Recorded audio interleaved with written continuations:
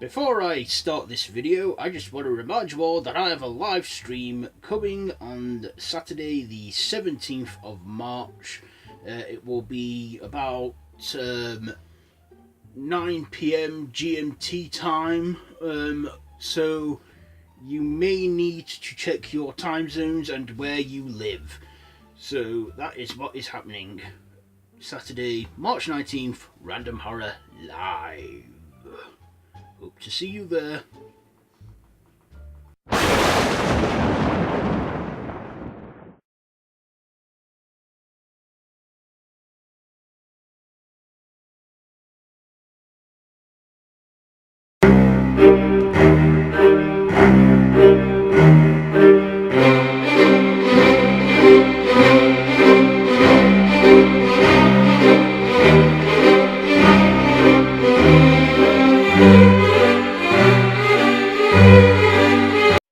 Hello there YouTube and welcome to another Revolting review with me, Random Ross. Okay, so today's review is going to be on The Gallows, written and directed by Chris Loughlin and Travis Clough, starring Reese Michelle or something. Profire Brown or something. I'm butchering these names here. Ryan Shue and Cassidy Gifford. Those I could read properly.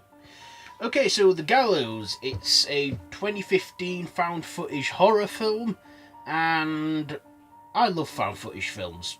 I found this on Netflix last night and I watched it. By the time I finished watching it, was a bit late to do a review, so I'd left it. Thought I'd sleep on it anyway.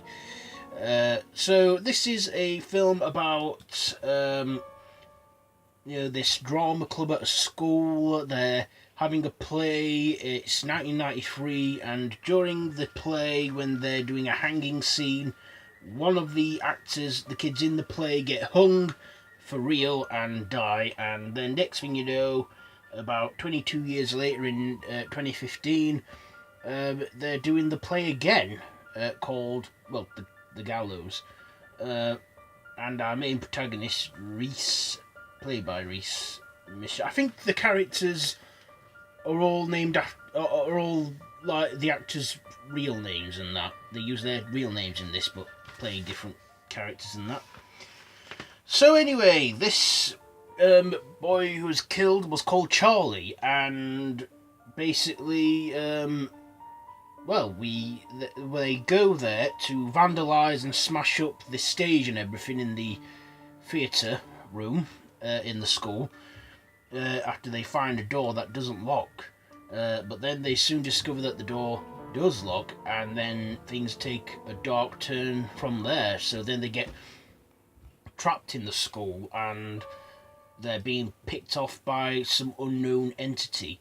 And it turns out, well, I'm sure I'm not giving any spoilers away now, because this film is like 3 years old nearly. But we find out that Charlie may not be as dead as they thought, and he comes back to pick them all off one by one for dishonouring his name and the play.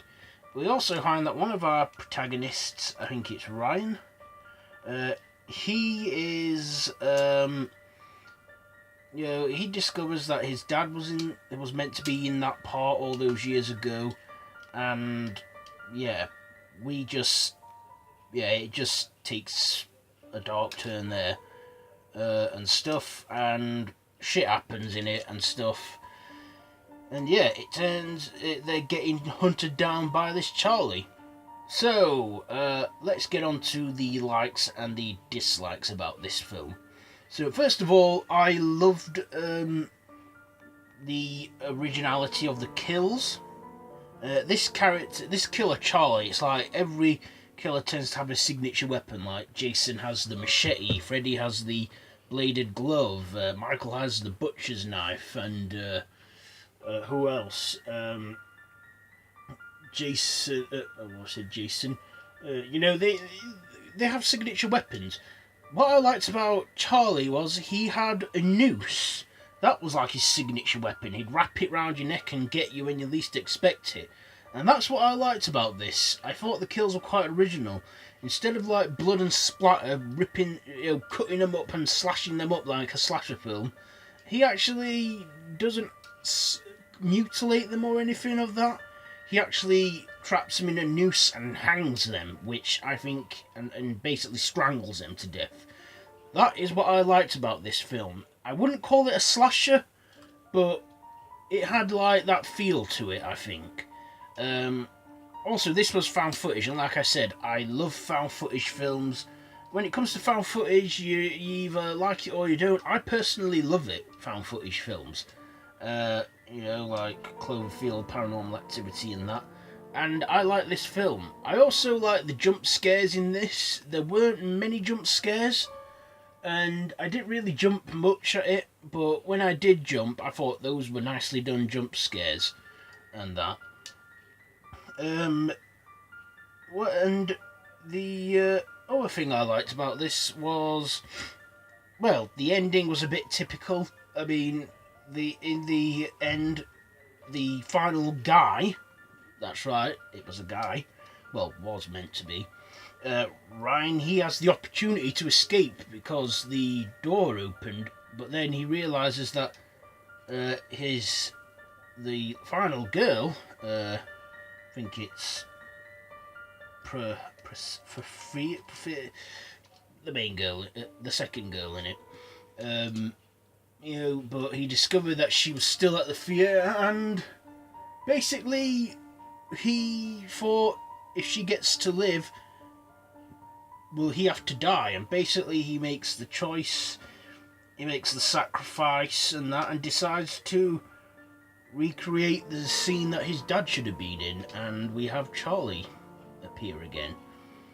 The ending, though, was a bit like the alternate ending of Paranormal Activity, in a way.